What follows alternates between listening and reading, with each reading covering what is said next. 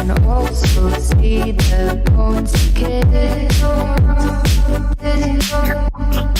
I don't know what else there is to say. I'm doing my best not to run away.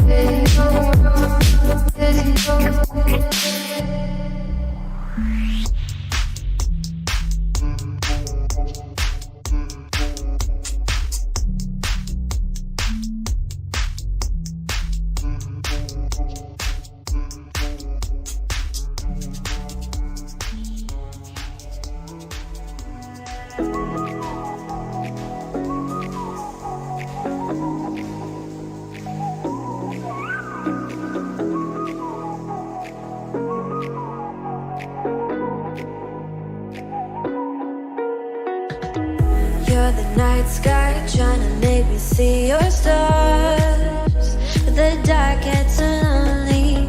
Now I see violet, I can feel silence, and the dark's all that I see. When your stars have burnt out and your heart makes no sound, I'll find violet in your eyes. You'll always be my night sky.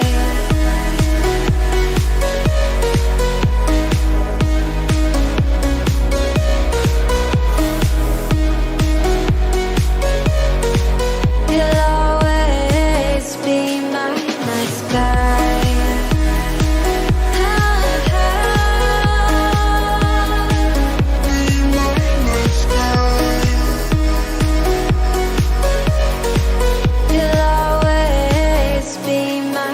sky. You're the night sky hiding behind dark gray clouds.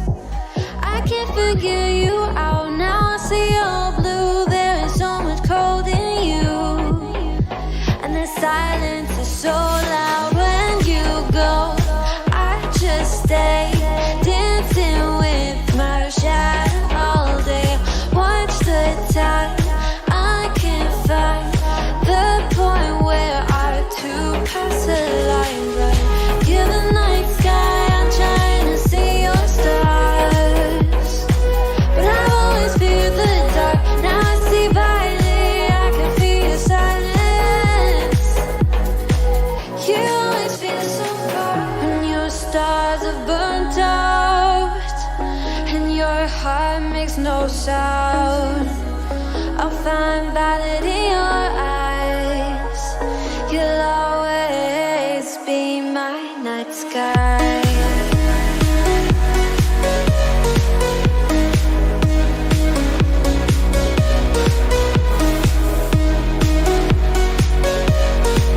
You'll always be my night sky.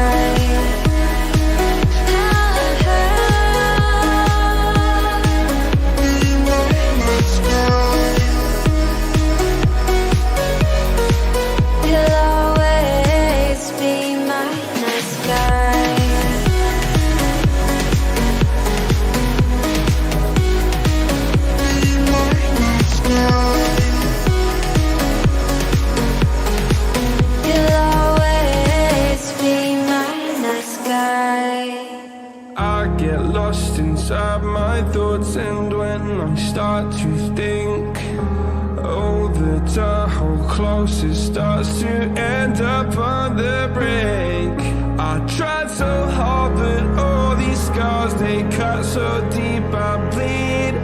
I fell so fast from heaven, it's like someone clipped my wings. Now I'm falling, and I can't see the ground. Can we stop this gravity? It keeps bringing me down. I can't breathe, and I don't wanna die. Can we stop this gravity? 'Cause I wanna say goodbye.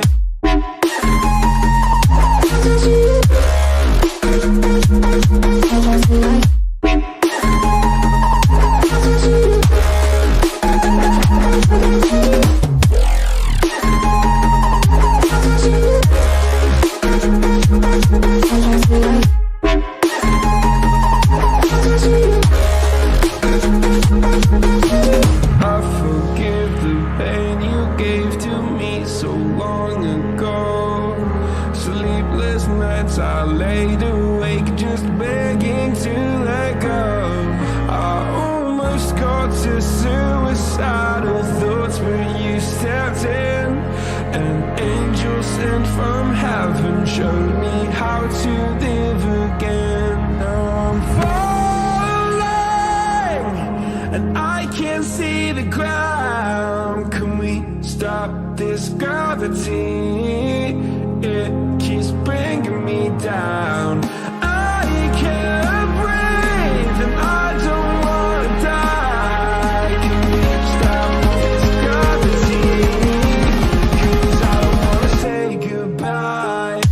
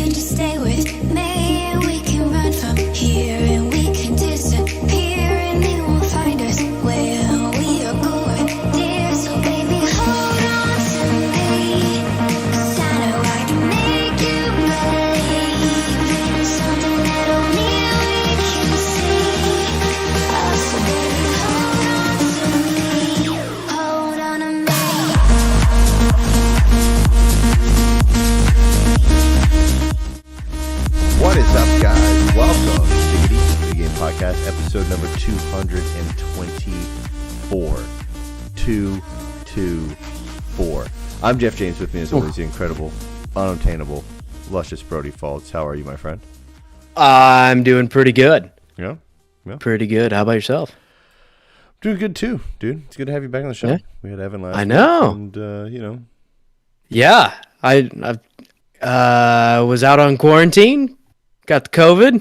I'm back. Oh, okay, we're just going out with it. All right. Yeah. And I played a shitload of video games because I had nothing better to do. Yeah. So what we played this week might be a little long, a little lengthy, but I'm good. I'm healthy. The family's healthy. We're all back in action, and here we are. Huzzah! Huzzah! Excelsior. Guys, if this is your first time listening to the show, don't worry. Every week we don't have COVID. On top of that, every single week we discuss gaming news from around the interwebs and bring it to your sweet, sweet ears on every single major podcast platform. And we bring it to you live on YouTube and Twitch every single Thursday evening at around 9:30 p.m. Eastern Time. Every week, pretty much every week. There's a couple of weeks to take off. Thanksgiving and stuff like that. We got turkey to eat. Yeah. We don't have time for that shit. So, beyond that, guys, you can follow us on Instagram and Twitter at Diggity Podcasts and subscribe to our YouTube channel as well. Look for Diggity Gaming or Diggity on YouTube, and you shall find us, my dudes. With that, before jumping into news, what are we playing? Go through your shit first, because this is going to be long. I was going to say you should probably go first, because it's going to take me a minute. Played Overwatch. Been super busy week for me for work. It's been tough. Played Overwatch. Played Hearthstone on the old iPod. I can't say iPod because that's iPod. And then I sound really weird, like I'm just playing it on an iPod. On your iPod Classic, on my iPod played a little Touch, Brick Breaker. Yeah, my iPod Touch. Gosh, what else? City Skylines, dabbled a bit into it. Turned my Switch on for 2 seconds, but then someone knocked on my door and delivered a package, and then I had to put my Switch down, and then I never picked it up again, and I wanted to play golf. I think that's about it, man. I really haven't been able to dive time into. I've been keeping up on news and watching all the video game news-based stuff, but which we'll talk about later. But just haven't been able to really jump into a bunch of stuff. Yeah, as far as news goes, this was a pretty quiet week. But as far as games I played, not so quiet, because I had 2 weeks to play and nowhere to go. So I put a bunch of time into Mario Golf Super Rush. I was trying to finish up the campaign there. Near the end, it gets pretty tough. Like, some of that gets really tough. So I ended up taking a break from it. I played that a pretty hefty amount. I have also put a bunch of time into Super Mario 3D World. So that was obviously the Wii U port that came out earlier this year, I believe, if I remember correctly. Yes. And I never played it on Wii U, so I got to the end, unlocked the first secret world. Mm-hmm. I'm like, man, these are getting a little tougher. And then I made it to the second secret world. I'm like, what the fuck is going on? Some of this is crazy, but it's really, really good. I'm trying to get all the stamps and get all the stars and do all of the things, and it's a good time. I got sucked back into Final Fantasy 14, put a decent chunk of time into that as well, and I'm getting near the end of that first expansion finally, which I'm like 7 days of playtime into that game, which is nothing in the grand scheme of an MMO, but quite a bit of time still, regardless. Played a little bit of Overwatch. We played with our buddies over at WASD and some of their friends as well, and got our asses kicked repeatedly. Oh my God, bro. Oh my and I think it's all Evan's fault, to be perfectly honest. I don't know, man. I think it's because he was on PC. Yeah, once we get matched up with PC players, it makes it tough to keep up on console. Hard to be as quick as them, it's impossible. Yeah. Played a little bit of Warzone with our buddy lawyer Craig, just a little bit, not a lot. How is Craig? He's alive. That's good. That's a good thing nowadays, right? He got he just got back from his honeymoon not too long ago. Yeah, he went to Hawaii, right? Yeah, he went to good old Hawaii. Did some white people shit for sure. Played some. I can absolutely see him just like going up and like kissing the dolphin and everything, right? Yeah. I just dipped my toes into Mario Rabbids Kingdom Battle. Dipped my toe back into Monster Hunter Stories 2. I don't know. That game is just not grabbing me like I thought it would. Really? I can get into it. I don't know what it is. You want to like just do more in it and it won't let you? I think I'm over the whole like turn-based battle system right now. I think I'm burnt out on it a little bit. And so it feels kind of slow and it's kind of that thing of like some JRPGs where you're like running around and you get kind of random encounters. These aren't entirely random. Like you can see the monster, but they'll actually chase you and corner you and stuff. I played It Takes Two with my wife. So we finally got into that. That is a fantastic game so far of what I've played. She is not. I gotta get it eventually. I should have hit you up and we could have just went half on it, but whatever. It Takes Two. But it's really good. And she's not. I mean, she doesn't really play many games, so some of the like camera controls are kind of weird for her. She's still trying to get used to that, but she's getting there, and I think it's a good way to learn these types of games because it's not overly hard, but it has some platforming and it has some things like that. And I think it's a really good learning game. We also got into Unraveled 2, which that's that's actually a really cool game. Like I really enjoyed the first one. Yeah, and the second one is fantastic. You can play with somebody, and it also has some really good, like, if she's struggling with platforming stuff, I can do the platforming, and I can basically pull her to me. So it allows her to, like, skip certain parts if she's having a lot of trouble with it and whatnot, but it's really good. I played quite a bit of 2 Point Hospital, because I saw that. When in COVID times, you play 2 Point Hospital and make all of your doctors look like Sanic. Sanic. Oh my god, that's right. Yeah. Oh my god. And it was just the easiest way to. In there too. Oh yeah, Jesus. I made all of my doctors Sonic. I made all of the nurses Amy. I made all of the assistants Tails, and then I made the janitors. No, I made the assistants Knuckles, and I made the janitors Tails, just so I could tell everybody apart. And it actually worked pretty well. And the last game I really played a lot of. Into that hospital. Just, like broken arm. Like no, I'll walk to the other one. It's fine. Yeah, I'll figure it out. And the last game I played a lot of was Hades. Yeah, that game is fantastic. So the first time I played it, kind of bounced off of it. I'm like, oh, it's just kind of a roguelike, whatever. And finally I jumped back into it, and my god, that game is awesome, and it's addicting. It's one of those like just one more run type of things. And I sat there and played it for like 5 hours straight one day. Damn. Yeah. Damn. I actually made it to Hades on one of my runs. I don't want to like spoil it if you haven't played it. I don't know. It's been out a while. It just came to Game Pass and some of the other console stuff. So I won't say too much, but found out that I was like, oh, I'm doing pretty good, and ended up getting my ass beat and sent back to the beginning again. I'm like, no. But I'm trying to go through and get all the collectible stuff and kind of venture through all that, and really like I understand what people were saying about this game now. Like I thoroughly enjoy this game. It is so fucking good. So that I think sums up everything I played. I just played a lot of all of those things though. Yeah, you had some time, dude. It's good. I did have some time. Reminds me of like holiday time or like Christmas and stuff. Yeah. Like Thanksgiving where we can all like kind of just chill for a couple of days and play some video games. Right. I guess you hit the nail on the head when you're like, hey, this week there wasn't a lot of news, but then Nintendo gave us a little golden egg of craziness all over the place and some interesting news, right? Yeah, and this is really the only thing we have in the show today. So I figured we'll just talk about everything as we go through. Yeah, I'm instead down. of like a lot of shit blowing to talk through it. About, so there's a lot of shit to talk about. So yeah. I figured normally we'll like burn through it all and then kind of circle back, but I figured this time we'll just take a little bit of time on this one and enjoy it. Let it soak in. All right, cool. So first off, in the Nintendo Direct, we got shown Monster Hunter Rise Sunbreak.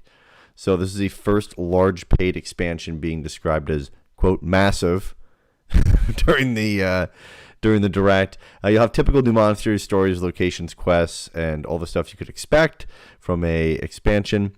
And this is going to be coming summer 2022. So, I mean, you're stoked. the Monster Hunter dude on this podcast, so. Yeah, I was going to get into this while I was quarantined, but I did not get into it all that much. I actually never even turned it on. I was like, I figured I'd get through some things that I kind of been pushing off. Yeah. but I'm still not super high rank in this. I think I'm only like 6-star, maybe 7-star, which I mean that's still like 60, 70 hours into this game. I do want to continue it, and I am looking forward to this. Luckily, summer 2022 gives me some time to kind of grind through it and hopefully get up to where I need to be. Which a lot of time with these expansions, you can jump into them, and there's like some, skip to whatever rank you need to be type of thing. But I'm stoked for this. I mean, we didn't really see a whole lot on it. Granted, we're, just under a year away from it. So, I'm excited to see what it is, the monster they showed off. Unfortunately, I don't know what this monster was. I'm sure there's a lot of Monster Hunter fans that are pitchforks and torches out right now. Like, hey, that's this thing. I have no fucking idea. But it looked cool. It looks like it's going to be kind of a darker tone for this expansion, and I'm excited to see what they do with it. Dope. Something I am super stoked about is the next thing that they showed off, which was Mario Party Superstars. So they showed that this version will also include boards from Mario Party 64, which is phenomenal and fantastic. Something I would love to see is their rendition of how many are from the GameCube. I got to do more research onto it, but I just enjoy how they're kind of culminating everything that makes Mario Party good and just kind of like soaking it into one game. Instead of like reinventing the wheel constantly. Absolutely. I think they've had some huge misses with Mario Party over the years. They've had some wins. But they've also had a lot of like games that have like versions that have come out where you feel like it's like half baked, and you're like, oh, like the one where you ride around in a car. Yeah, and you're like, how is this? I have seen a few people that actually say that's their favorite Mario Party, Serious? And those people are serial killers. Crazy people. Crazy, absolutely insane. Yeah. But I'm waiting for Ed to chime in here and be like, "That's my favorite one." Right? Like, damn it, Ed. All boards will support online play, which is awesome, and this is launching October 29th, so not too far away. Be here before we know it, and I'm stoked for this. I'm excited. It'll be really good. Yeah, I'm stoked for this, and the fact that it will release with online play, which was a huge misstep for the Mario Party that they released on Switch already. That has to be there. I mean, especially in the times we're living in currently, there's still like in and out of different lockdowns and things like that. I mean, right. And so online play is pretty much a godsend. And then, I mean, as an adult, how often do you really get together and sit down and play a shitload of Mario Party together? So it makes sense to have online stuff, especially for, people that grew up playing Mario Party, especially like Mario Party 64 and things like that. I mean, this is just online plays a must. Absolutely. Ed did say he likes the GameCube Mario Party 4. I knew it. Perfect. Then moving on, we got the Voice of Cards, the Isle Dragon Roars game was shown off. This is really cool. It's a tabletop card-based RPG, so the whole game is all cards, and you kind of move like your pawn around and stuff like that. Really neat. The creative director is Yoko Taro on this. It's coming October 29th, and a free demo is available now on the Nintendo eShop. So go check it out. Go try it out. It looks really cool.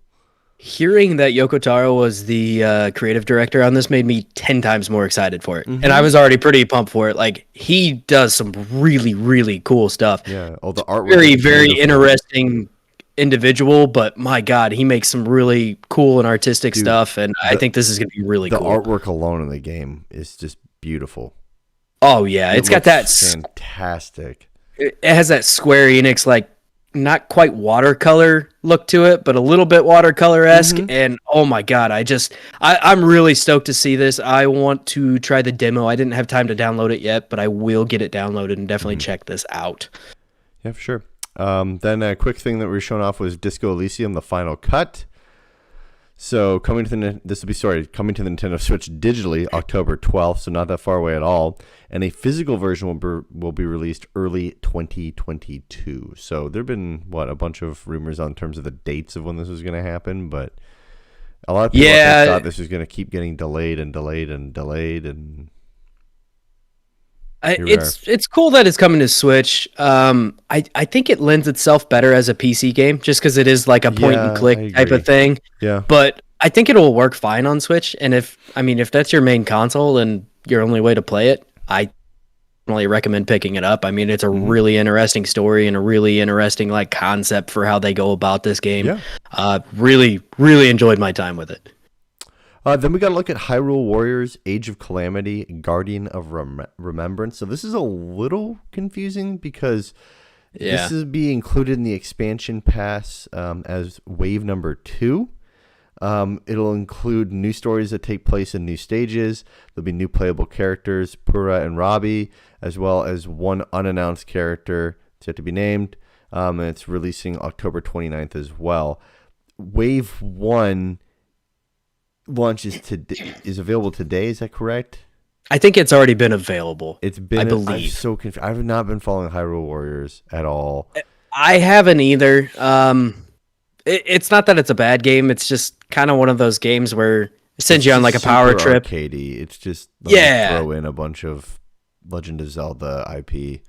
Yeah, absolutely. And they're cool for what they are, but after a while, I kind of get bored of them. I believe I actually I borrowed this from my library and played through the story, and it was cool. But yeah, and I thought it was weird that they didn't announce what the other character was. They like in that infographic at the end, they're like, and another character, and you're like, Nintendo, it's coming out October 29th, man. Like what? Nintendo. Yeah, it is what it is.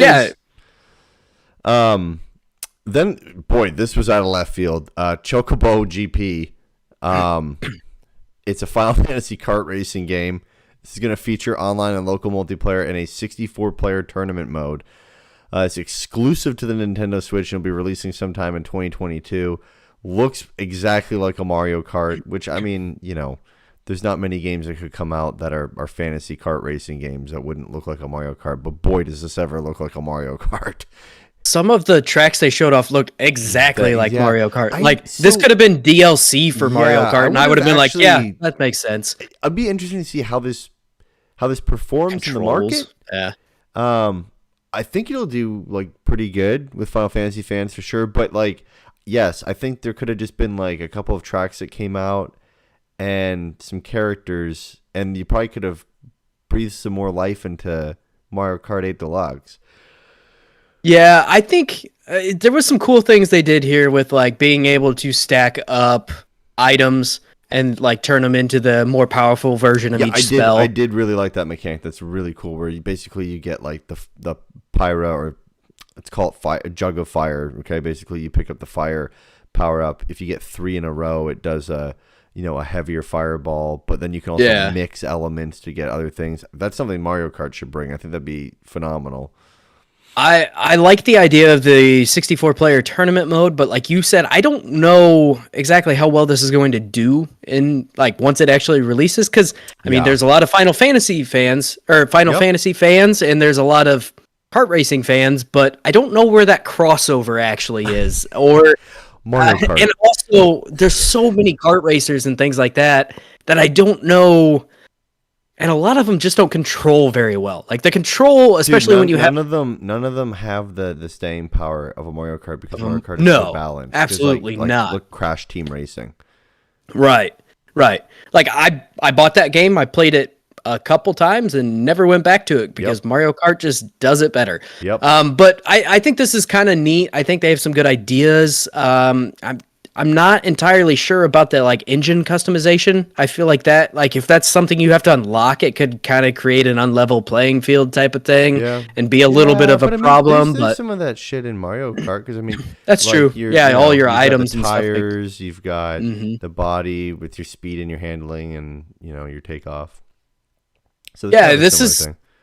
It looks interesting. I probably won't be picking it up even as like a somewhat casual Final Fantasy fan. I don't know, it's just so hard to compete with Mario Kart, man. Like I mean, just Mario Kart's it's the fucking perfect kart racer. It is, and it is fantastic. So it'll be interesting to see. A rumor mill that was going around was that we're going to see the last Smash Brothers character before this, like 3 days, like the moment they announced this, everyone's like, oh my gosh, he's gonna be the last Smash character, and everyone thought it was gonna be Crash Bandicoot or Jonesy from Fortnite. I saw Sora from Kingdom Hearts. Yeah, Master Chief, of course. Yeah, Master Chief. And Nintendo's like, nah, we're going to tell you on October 5th. So October 5th at 10 a.m. Eastern Time, there's going to be a separate presentation where they're going to announce the final character for Super Smash Bros. Ultimate, which is, I mean, it's crazy. It's going to be the final one. And how old is this game now? 3 years? I believe so. Yeah, that sounds about right. Crazy, which man. Comes into question, are they going to announce the last character and then they're going to tease something like, hey, we're working on a new Smash Brothers? I don't think they will. I think Okay. I think it'll be a little bit before we see another Smash Bros. If we even, I doubt we'll even see one on the Switch. By the time we get like Switch 2, and console. even then, I mean, this is such a complete. I mean, the ultimate version of Smash, right? Like this has everything, and it's just crazy to see. It feels so weird that this is like the last character because it just became such a regular thing of Nintendo Directs to like see a new character. Nintendo, though, going like, you thought it was the last character, but it's no longer the last character. Right. Ha, ha, ha. That's kind of Nintendo's MO where they do some shit like that. Yeah. But and for them to just kind of be like, hey, we're announcing that we're going to be announcing a character, but it's also going to be like that full presentation where he spends like 40 minutes walking you through like the move set and everything else, and it's cool. Part of me kind of hopes it's Waluigi just for shits and giggles, because that's kind of like how Ridley got into the game. It was like a kind of a meme for a while type of deal, and like Waluigi has been the running meme for Smash Brothers for so long. And it would just be great for the last character for this game to be Waluigi. Although I would like to see, some of the other options that who do you think it's going to be? I could absolutely see it being Waluigi. Like I think that is it. What I thought as well. Either what would be your that. Mine was Master Chief. I think Master Chief would be a very interesting addition. I mean, you have Cloud, you have Sephiroth, you have like you've had Sonic, you've had Pac-Man, you've had. Yeah, why not? I mean, it's sure. There's no Xbox representation on there currently. I mean, it's basically either Master Chief or Marcus Phoenix, right? Like those are your two options. I'm pretty sure it's not going to be Marcus Phoenix. So if it's going to be anybody from the Xbox ecosystem, it's going to be Chief, right? I'd be cool with that. I think that'd be really cool to see, but I kind of feel like the ultimate troll would be like, hey, we're not doing Waluigi. He's a trophy or an assist trophy character, so he's not going to be in the game. And then just be like, hey, Waluigi's in the fucking game. We'll have to see. We'll have to see October 5th. Moving on, man, I'm so pumped about this. They showed off Kirby and the Forgotten Land. So this is a post-apocalyptic Kirby game that appears to be somewhat open world-esque. And this is going to be coming spring 2022. Dude, I'm so stoked for this. We need a Kirby game. We need a good Kirby game. And this looks like it's really combining some great elements of, honestly, Mario Odyssey with like a Yoshi's Woolly World. And it just looks great. I was kind of... I'm not entirely sure how open this game's actually going to be. No, I think it's going to be a lot of platform. I think it'll be as open as like a Paper Mario, like the last Paper Mario. Well, I wondered if it was going to be more like Odyssey, where it's kind of like a hub world type of thing, and it looks like it's an open world because they didn't say it was got a defined track that you're right. on, like it's still somewhat linear, because the way they said something about it being open, but also everything looked like it was still a contained like level. So I don't know. I think when they referred to open, it was more of the ability to like traverse around different areas in these like kind of more open worlds like Odyssey. And I think that would be a smart way to do it. I don't want a full-blown open world Kirby game. I would rather have that Odyssey level, like large levels where you can find like all these crazy collectibles or whatever. And it looked like it's going to have that and that kind of problem solving and those like different mysteries and things where you can like, find it. Obviously, it's not going to be moons, but like moons and Odyssey type of thing. And I think it's this looks really, really cool. And I was not super sold on the last Kirby game. I'm not even a huge Kirby fan, but this looks really, really cool. Yeah, well, this is good also just to get like a Kirby game that's not like that like side-scrolling platformer. Not even just that. That's not like a like some sort of theme tied to it. Like Yoshi's Woolly World, for example. Like, while it's a Yoshi game, like the entire premise of it is the world is enveloped in yarn, right? And it's like, I just want a normal Yoshi game, right? You know, you had that same with you had that same deal with Kirby, and it's like now it's just we're just getting a Kirby game. We're just getting a Kirby game, which is what I want. I don't want Kirby and yarn. I don't want that shit. I just want a Kirby game. So I'm stoked. I'm probably gonna pick this up in the spring. I'm a huge Kirby fan. Yeah, it's just great to see it come back to their roots of just, here's a game about Kirby. Have fun. Yeah. You know? And I mean, if there's anything Nintendo's nailed, it's that slight chibi style for their main IPs, for their platformers. And which makes it perfect for the Switch because it's not graphically intensive. But it looks great, and it continues to look great for a long time. Absolutely. Then moving on from that, we got an Animal Crossing update. So there's new free content coming in November. There's more information to come in an Animal Crossing New Horizons Direct coming later in October as well. So look out for that. My guess on that is it's probably new clothes. More seasonal things probably coming up because November and going into winter, and maybe some like fishing derby tournaments or something like that. Yeah, I don't know that many people that are still hopping into Animal Crossing all that consistently or anything like that. I mean, I haven't touched it in God knows how long.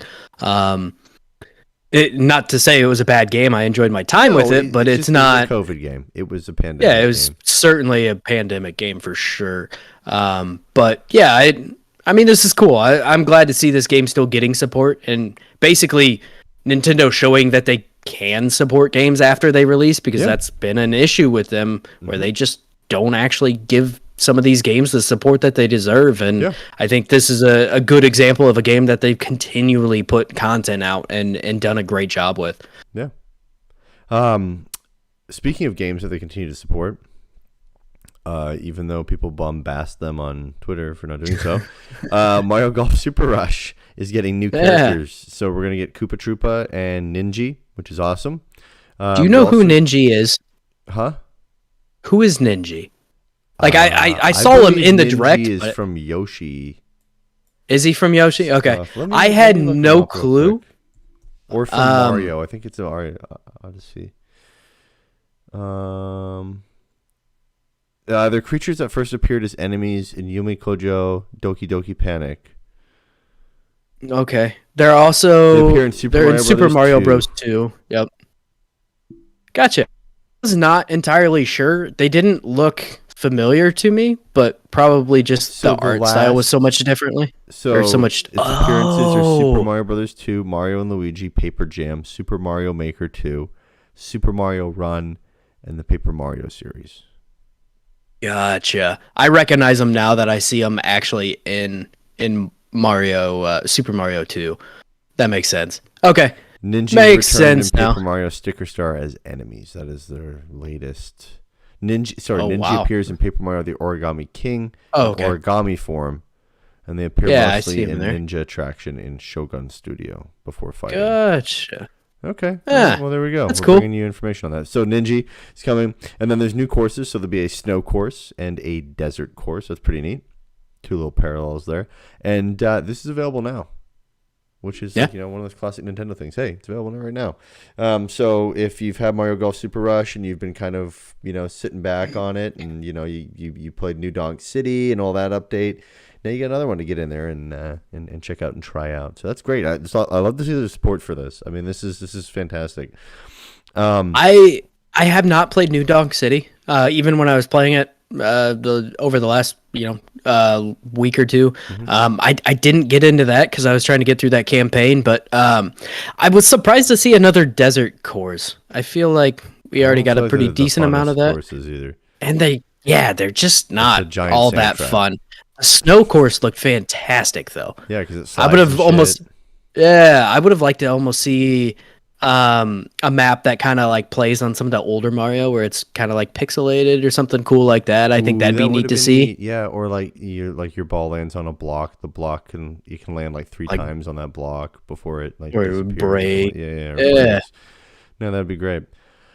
Something that was confusing to me, but and I also don't play it, and I have no idea what I mean. I get it was on the 3DS, but Disney Magical World 2 Enchanted Edition is going to be coming. So this is a port of a 3DS game that seems to make use of your Mii character from back in the day, or has completely ripped off a Mii character. Either or, don't know.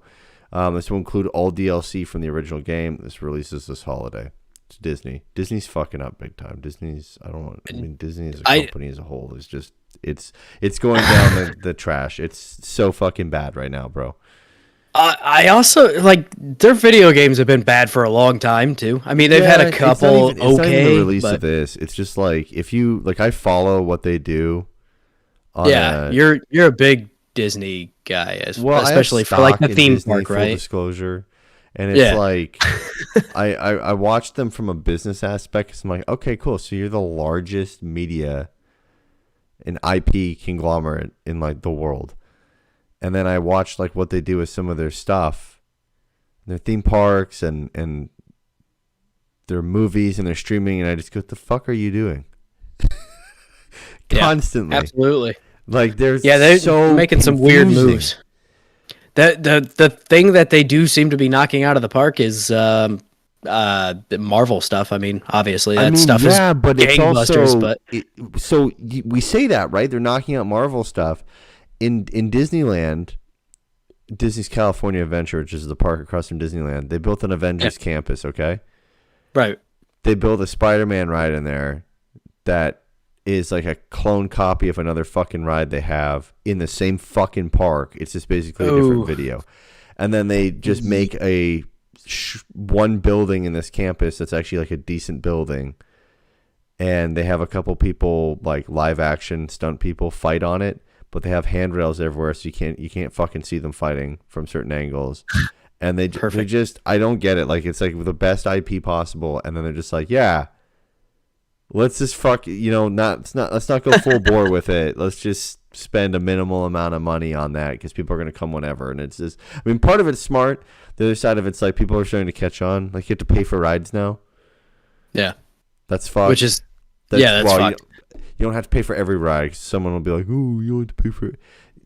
You can line up in line for 3 fucking hours because there's gonna be people paying $20 per person to go ride the ride and skip the fucking line individually for rides. That's crazy. So have fun. That's fantastic. As if it's not already expensive enough. I know. It's like $30 a person or something like that a day. Yeah, it's crazy. For like the most minimal ticket. Yeah, because they all changed. Like their ticket thing. Janelle and I were looking at stuff because we're like, hey, we might go take a quick trip down to Florida, for like make a long weekend out of it or whatever, and just go to like Disney for a day and like Universal for a day and just chill in the heat. Yeah.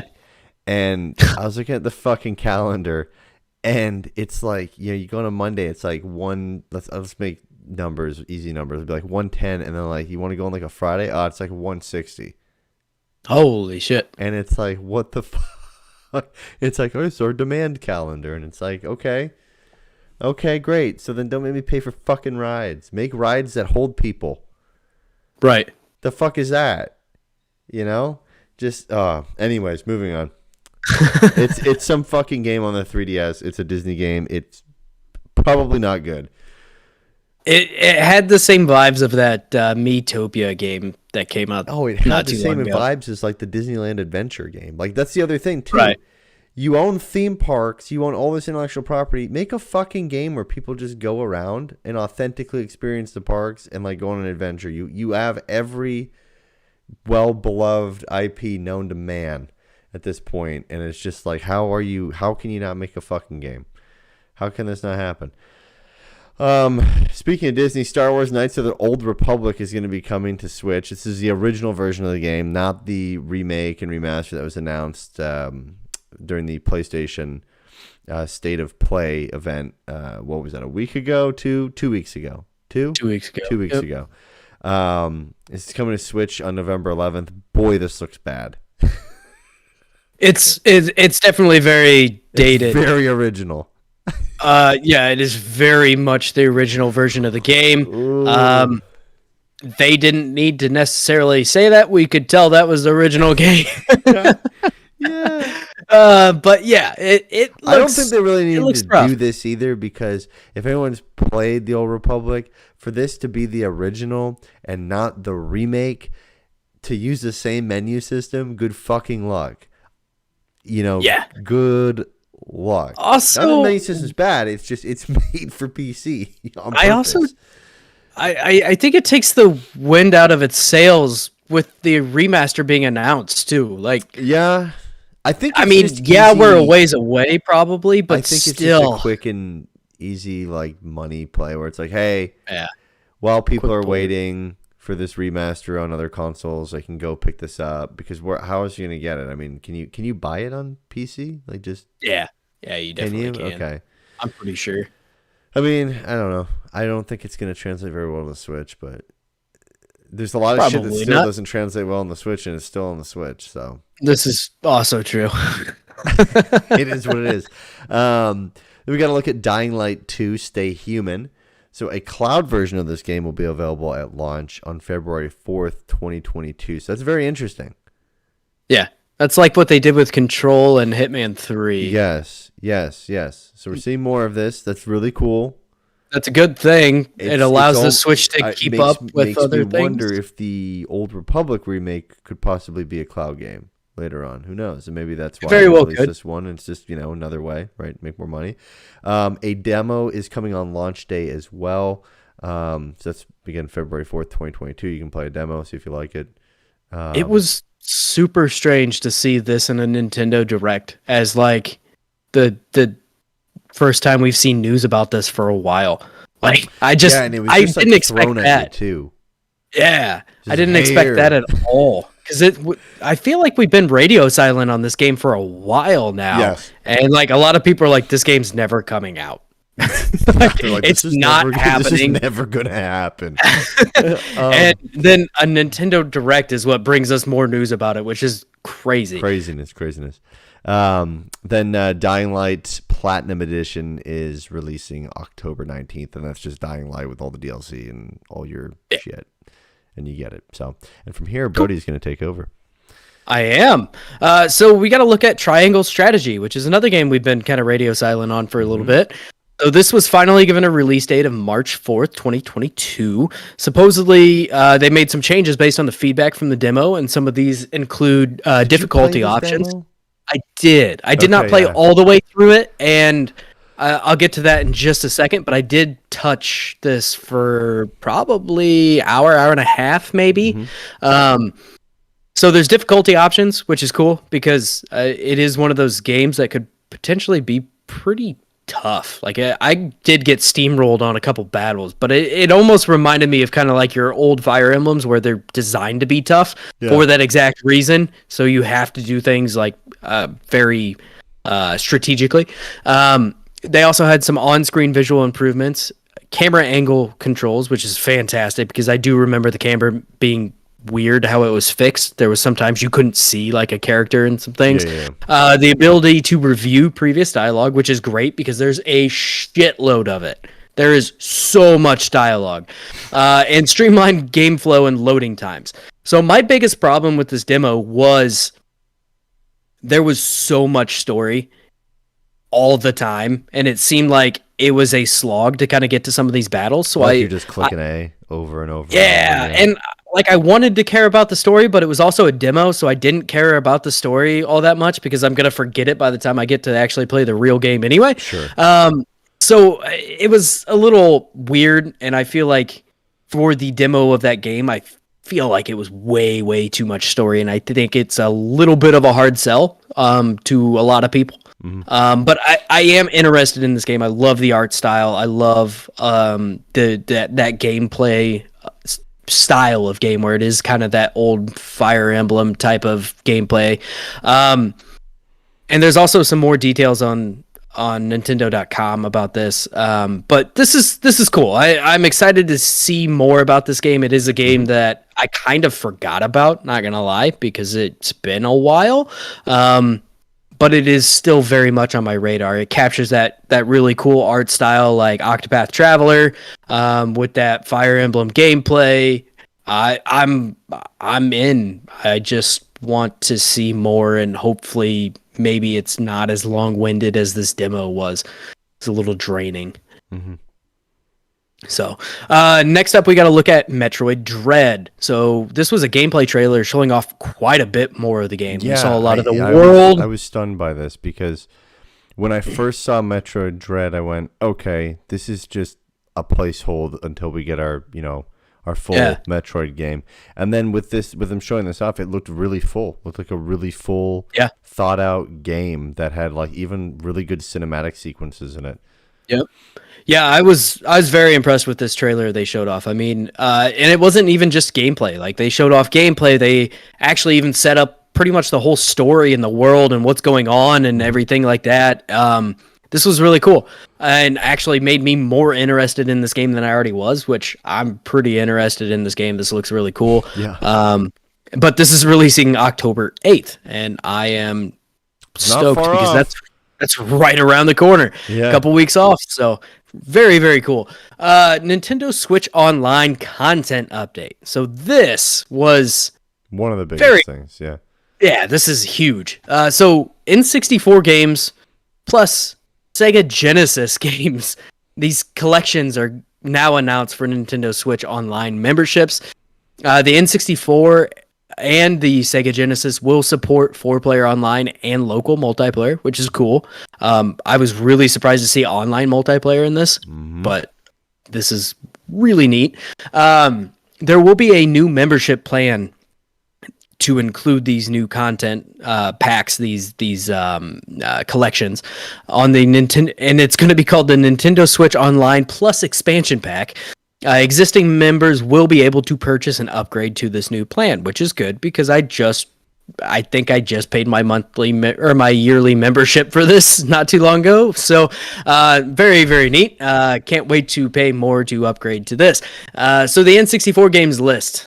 The games that will be available at launch: Super Mario 64, Mario Kart 64, Star Fox 64, Yoshi's Story, The Legend of Zelda Ocarina of Time, Winback Covert Operations, Mario Tennis 64, Dr. Mario 64, and Sin and Punishment. And they also mentioned some other games that will be coming at some point. We don't know when, but Banjo-Kazooie, Pokemon Snap, The Legend of Zelda Majora's Mask, Kirby 64, The Crystal Shards, Mario Golf, Paper Mario, and F-Zero X. For the Sega Genesis collection, they did not announce any games that will be coming soon, but they did give us the initial list. So you're going to have Castlevania Bloodlines, Contra Hardcore, Dr. Robotnik's Mean Bean Machine, Echo the Dolphin, Golden Axe, Gunstar Heroes, Phantasy Star 4, Restar, Shining Force, Sonic the Hedgehog 2, Streets of Rage 2, Musha, Phantasy Star 4, which I read that twice. I put that in there twice for some reason. Shinobi 3 and Strider. So this will be releasing late October. We did not get any details on pricing or what that's going to look like, but supposedly more of that is coming soon. It'll probably be like announced in a tweet or something that. They said something. God, were they going to have another presentation? Was they're going to have like some sort of press release or something like that at the end of October on pricing tiers and other stuff. So yeah, they said that's coming soon because this is supposed to launch late October. So I would imagine early October to maybe mid-October we're going to see this press release. They also showed off the wireless Genesis and N64 controllers. These are really cool. If it's as flicky as a piece of shit, just like the the original one, where after a while it just goes limp. It just like these are going to be $50 each per controller. You have to be a Nintendo Switch Online member to buy them, and you have to be a Nintendo Switch Online member. Which sounds like you can be the normal member. You don't have to be that right. In the expansion pack. From how they worded it, yes, Yeah. but I wouldn't be too surprised. So Also, why would you want the N64 controller if you because weren't you just going to want be to playing resell N64? it on eBay Yeah, for like that's true. $150 because it's going to sell out in 2 seconds. Oh yeah, even the SNES and NES Yes, game yeah. or controllers sell like crazy. Even though the N64 controller is a piece of shit, just a gigantic piece of Yeah, shit. but there's so much nostalgia. Oh yeah, I have so much nostalgia with that thing, but by God, it's a piece of shit controller. So something I want to talk about that I find interesting is people on Twitter were like, "Oh my God, it's going to cost extra for this expansion pack." It's Nintendo. Knowing them, it's probably going to cost an extra like $1.99 a month, or something stupid, or like $2.99 or $3.99 or $4.99 a month. Or like $5 for the year. I wouldn't be surprised if it's like $5 to $10 for the year. Also, on top of that, this isn't like they're just running this shit through an emulator. They've added local and multiplayer online play to these games. Yeah. So they've had to do a fair amount of fucking work. Oh yeah. I mean, I agree. a lot of work to make that happen. So Nintendo Online is pretty cheap anyway. Granted, What there's is it not for that the many year? things Like you even 25 or $30? for like a family membership. It's like $34 or something like that, and you Yeah. can add up to like So like 8 or they're 10 probably people gonna or add something. on like, hey, for $10.99 or $10 for the rest of the year, you can play these games. I mean, I'm fucking okay do with it. that. Who gives a shit? That's fantastic. Yeah, if I can play Majora's Mask and Ocarina of Time on my Switch for $10 for the year, I'm pretty good with that. That's Yeah. fine. I'm okay Well, with and they're gonna that. add more shit. They're gonna add more I mean- stuff, and this opens up for other developers, for them to hit up other developers and say, "Hey, you want to bring Oh, a game yeah. to N64?" And if if this is Or bring supported like they 64 games, have with the NES and SNES collections, like this over time will be very, Oh very yeah, good it'll be value. well worth it. Absolutely. Yeah. But yeah, just I mean, people on I Twitter could that are, understand- like, making me pay for N64 games. No thanks. It's like, you're not Go ahead and try fucking- to buy one off eBay right yeah, now. go ahead and try to buy Paper Mario. Fucking off eBay. insane. And just an N64 system. And try to play online multiplayer in fucking Mario Tennis 64 because it didn't fucking Right. exist. Right. Congrats. Yeah. God, I hate people so much. It's absolutely it's just it's so ridiculous. We are usually pretty good about calling out some of the bullshit on like various the thing like biggest pricing and things, bullshit. but this is genuinely like I think My- over time this will be fantastic. my point would if be you were to this. go My point Go would be ahead. more bullshit would be paying $50 for the N64 controller. This is also true. That I is more will say that's bullshit. crazy. If you want to like have an actual argument, that is more paying $50 for a Sega Genesis controller, the fucking kidney bean. The kidney bean controller. The kidney bean controller. That's I played a what it lot was on that fucking thing nicknamed. back in the day for sure. But I mean, if you were to go buy Super Mario 64, The Legend of Zelda Ocarina of Time, you're looking Majora's it up. Mask, Star Fox 64, no, but I mean, hell, what was it like?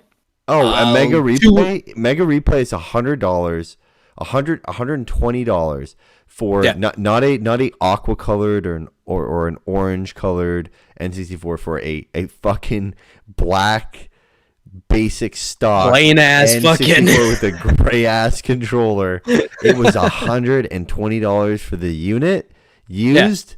And then for your like staple games like Mario 64, Paper Mario, each one of those games was like $40, $45 a piece. Oh, Super Mario 64 can go for crazy too, Oh, depending yeah, on the yeah, condition yeah. it's in too. Like if you get a really, I actually just bought.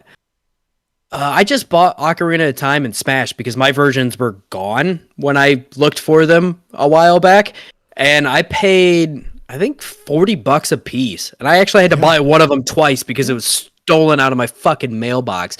So that was really cool. But Oh, right. That's the thing, yeah. And guess what? Those cartridges have fucking batteries in them to keep your saves Yeah. alive. there's a lot of good shit here. Like I'm actually very impressed with this. I definitely want to play through this, and I'm even at $50 for the controller, I might buy the Well, N64 the fact that one. they're I don't wireless, know. that's really cool. I get it. Yeah. There's a wireless card in there. Okay, it's not Just for the $50. nostalgia of it too. Like if I'm going back and playing these games, I'd like to use the original controller. I don't want to play it on the Pro controller. To be perfectly honest, even though the Pro controller is significantly better, there's something about playing Ocarina of Time where your thumb fucking hurts. By the end of like it. making sure your thumb hurts really bad by the end of it because you just wore a callus into it, and then and you have to hold this 3-prong controller in some fucked up orientation just to be able to play. There's something nostalgic about that. Oh, it's so awesome. And never using the Z button for anything. Right. But Well, it's right you used there. it in Zelda because I think it Yeah. re-centered the camera, if I remember correctly. Yes, Because that was back in the Z-Lock days of cameras before you actually had Jesus, movement sweet and things. C buttons to move Yeah. your camera around. Fucking terrible. You know what? In hindsight, maybe I won't. Maybe Oh, I won't. man. And the fucking controller. Next up, we got to look at Shadowrun Trilogy. So this is coming sometime in 2022. I have no connection to this. I never don't played either. the I don't. series. Yep. It's like a early version of like an XCOM cyberpunk type style game. Looks cool. Never played it. I honestly have zero connection to it at all. We got to look at Castlevania Advance Collection, which is neat. So there are some new features that come with this. So you can rewind. There's a quick save function and also button mapping, which is odd because usually Switch games don't have that. So this is really neat. This features all regional versions of each game, as well as a gallery mode that features never before seen art. So for Castlevania fans, this is fantastic. And their art looked gorgeous. I mean, granted, these were, advanced games. So this is like the most collectors this is collector shit. friendly, super fan friendly version of this game, and I'm all for it. It's fantastic.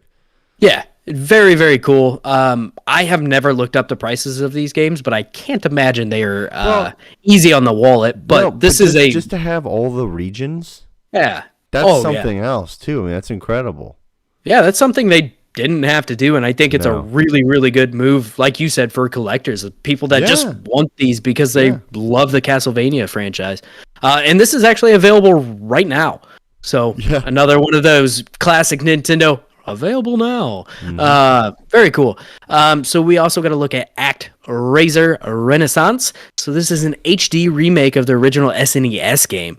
This features brand new music as well as new stages, and this is available right now. And the work they put into this is crazy.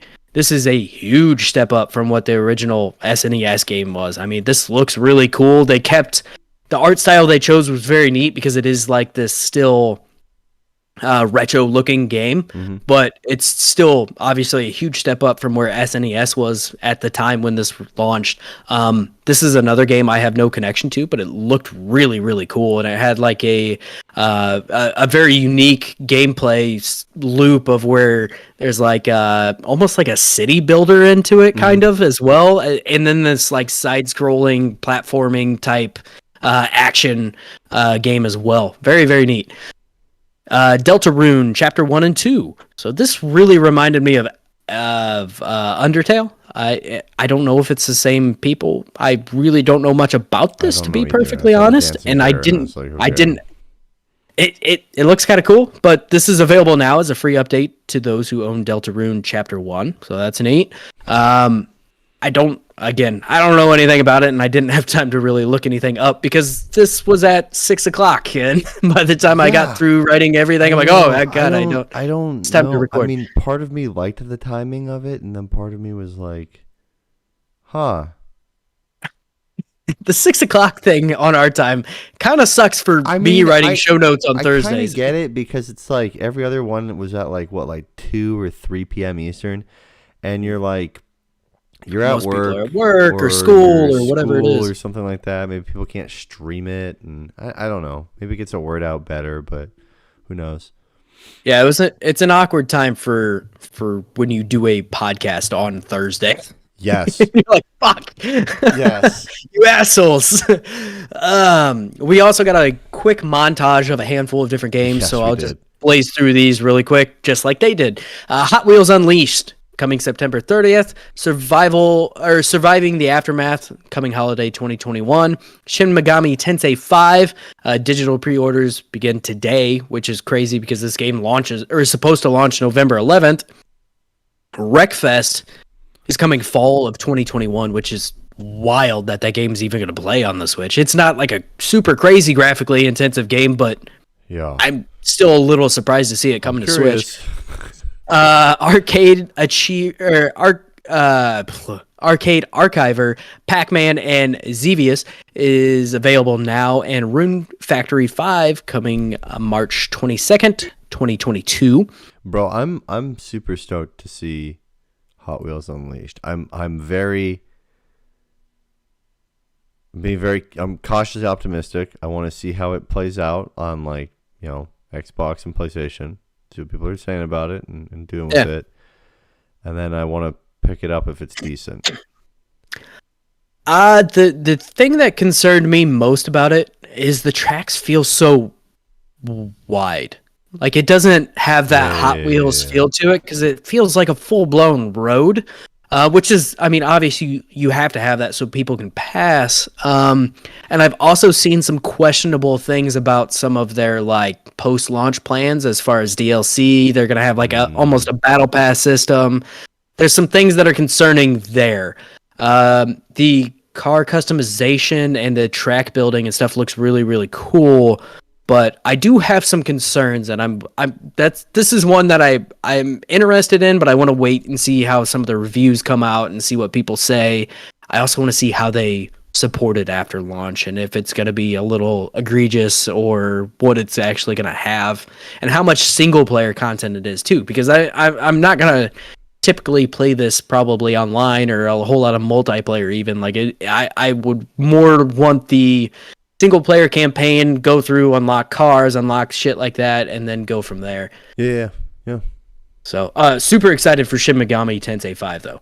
That's a me-ass game right there for sure. So cool. Next up, we got to look at the Mario animated movie, and by look, I mean basically just announced the cast and that this is being made. So this is being made by Illumination.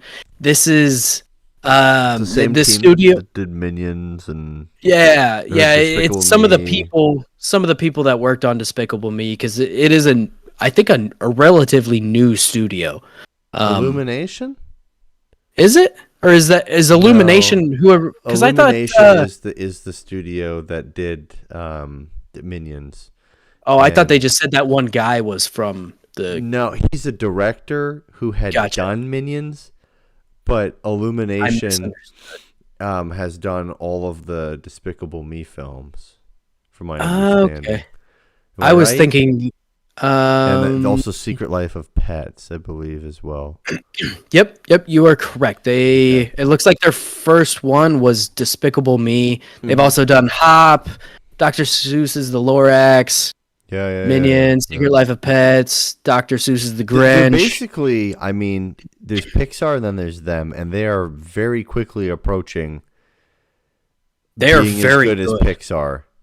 They are very, very good. I mean, Secret Life of Pets was actually a pretty good movie. So, do you want to? Here's a cool little fact about Despicable Me. So the Minions. I forget which one, Trey Parker or Matt Stone from South Park actually helped create the sound for. Oh, really? That sounds about right. And this is how ingenious Trey Parker and Matt Stone are. They got some sort of scientist to figure out the exact decibel that makes a dopamine hit in the brain when a human hears it, and that is the decibel to which a minion talks. Really? That's interesting. That's crazy. I don't doubt it. Those guys are fucking geniuses. Yeah, right? they are absolutely geniuses. But yeah, it's brilliant.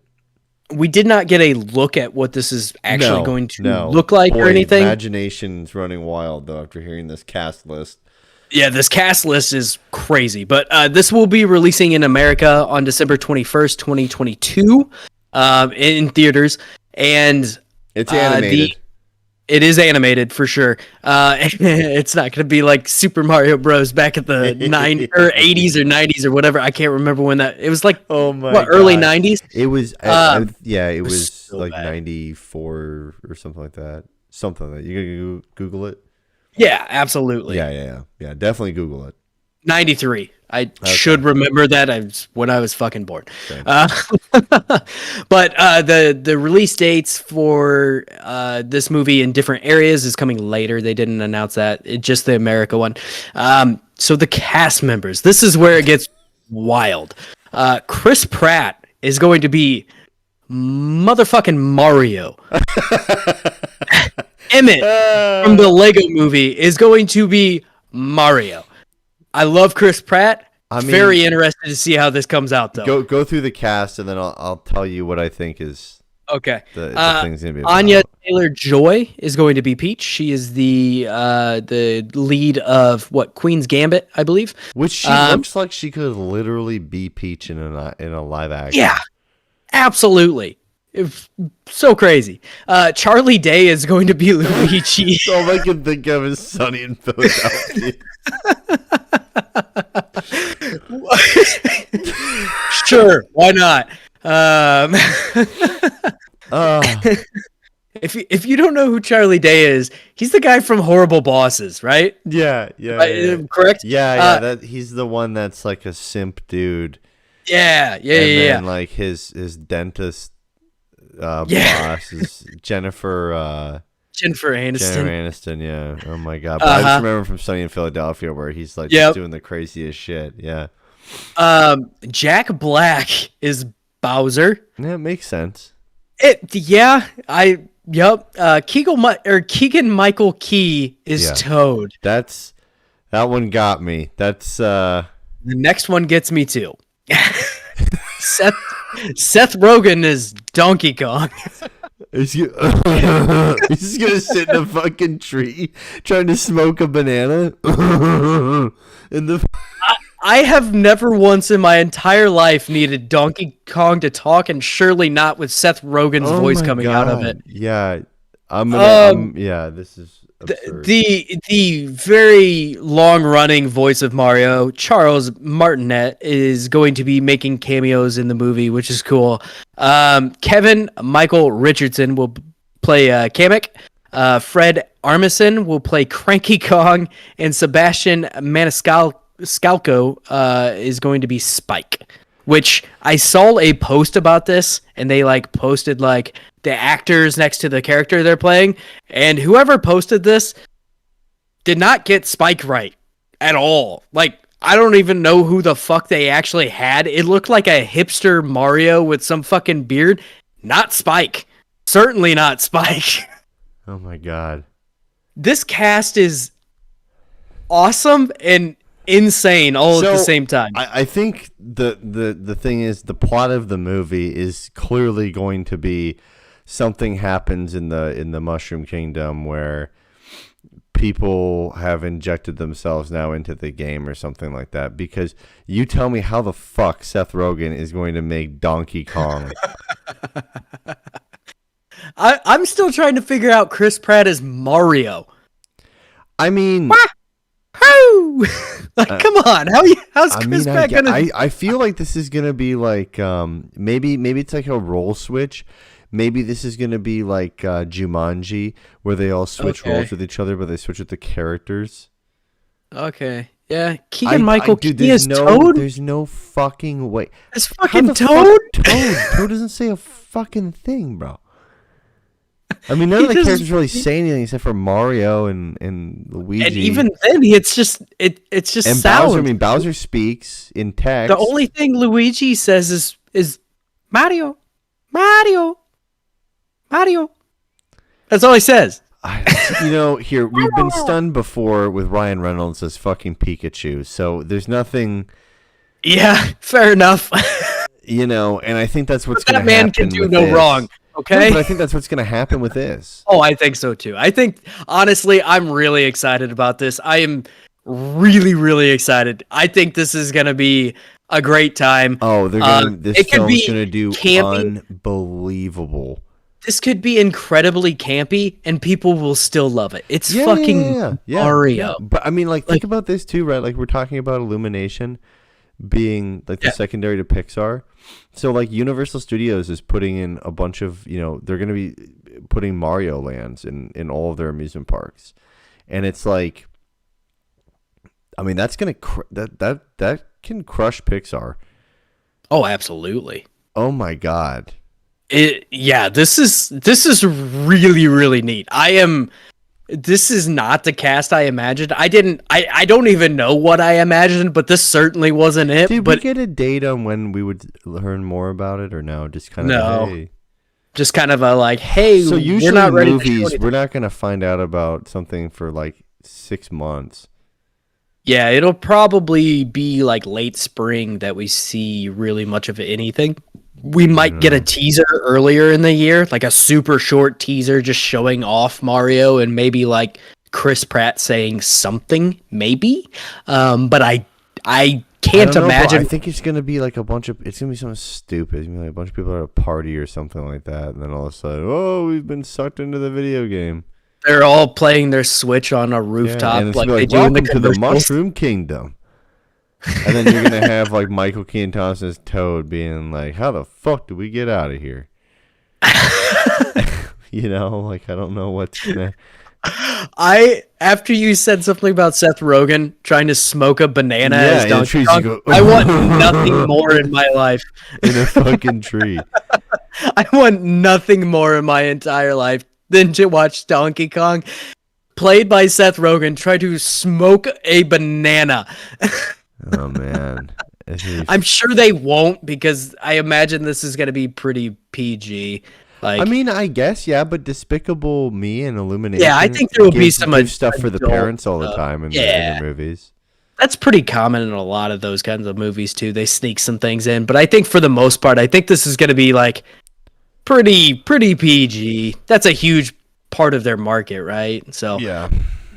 I'm stoked. I'm excited to see what this is. Yeah, I'm excited to see it too. We should go see it together or something like that. It'd be fucking hilarious. Yeah.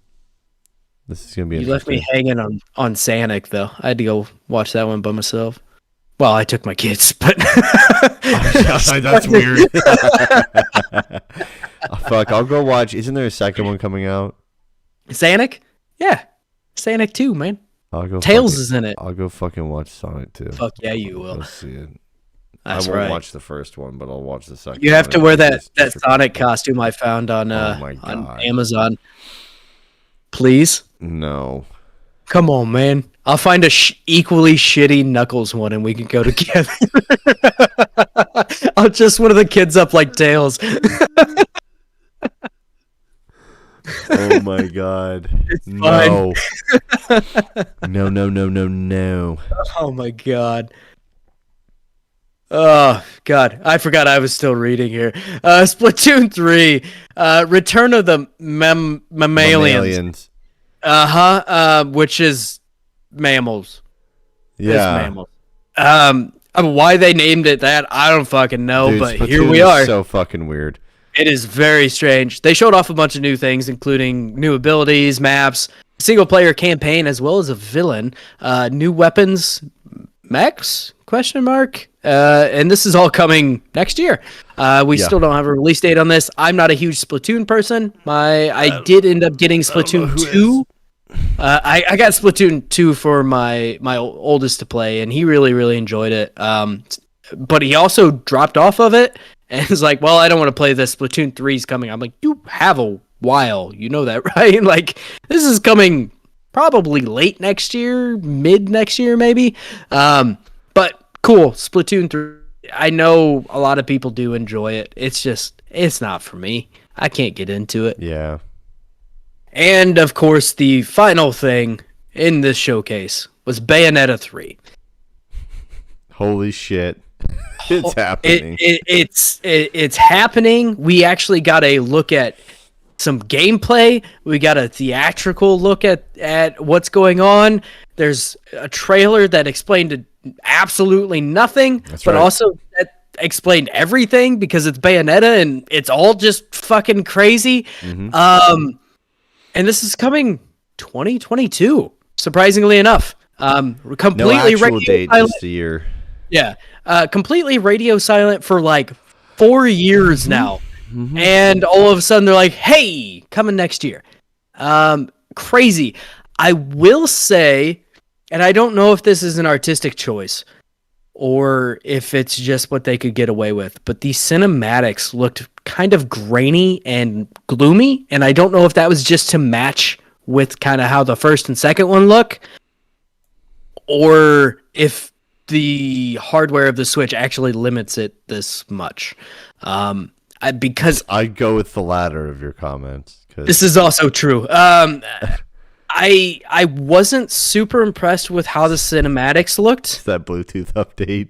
Yeah, that Bluetooth update fucked everything. But I actually thought it looked better in the gameplay than it did in the cinematics, which is weird. Like the gameplay bit they showed off looked crystal clear, and it looked like it could have been their I don't know. stream too. It could have been the stream. This is true, The but stream's not the greatest when a lot of shit's going on. Bayonetta games are fun. They're wild. They're this like kind of weird, They're super like fucking weird. Oh god, they're just gotta super. shake. Yeah, It's cold they're in super here. fucking. I mean, this is a woman who wears a suit made of hair. So she also, in typical Bayonetta fashion, she got a new haircut for this one. She's got different hair, a different outfit. Turns into a butterfly at one point. Turned into a butterfly, called a fucking dragon. Like there was a lot of shit going on here. Yeah. And it's exactly what I expected to see from Bayonetta 3. I still got to get through 2, and I'll play this. But this is I didn't actually expect to see this here. This is what the people wanted. This is what the people wanted. There was a lot of things in here that people were like throwing out there as those wild like pipe dreams, and we actually fucking got a couple of them. Like, I mean, this is cool. So yeah, that was the Nintendo Direct today that we just spent an entire episode talking about. Yeah, there's a lot of stuff though. I mean, like there was a lot of stuff. There's a lot of confusing things that require more conversation for sure. I mean, we've got Chris Pratt is now Mario. I mean, that's pretty wild. Yeah, I mean, it's there's a lot of stuff to go to it. Before we wrap up, I'm just gonna run through the upcoming game releases. So there's quite a fair bit, man, coming out right now. Yeah, there is. I'm sure there's something out there for people to play. So starting September 24th, Death Stranding Director's Cut comes to PS5, Dragon Ball Z Kakarot comes to Nintendo Switch, and Lost Judgment comes to PS5, Xbox Series X, and PS4. September 28th, Chernobyl Light comes to PS4 and Xbox One. Ghost Runner comes to PS5 and Xbox Series X. In Sound Mind comes to PC, PS5, and Xbox Series X. Lemnis Gate comes to PC, PS5, Xbox Series X, PS4, and Xbox One. New World comes to PC.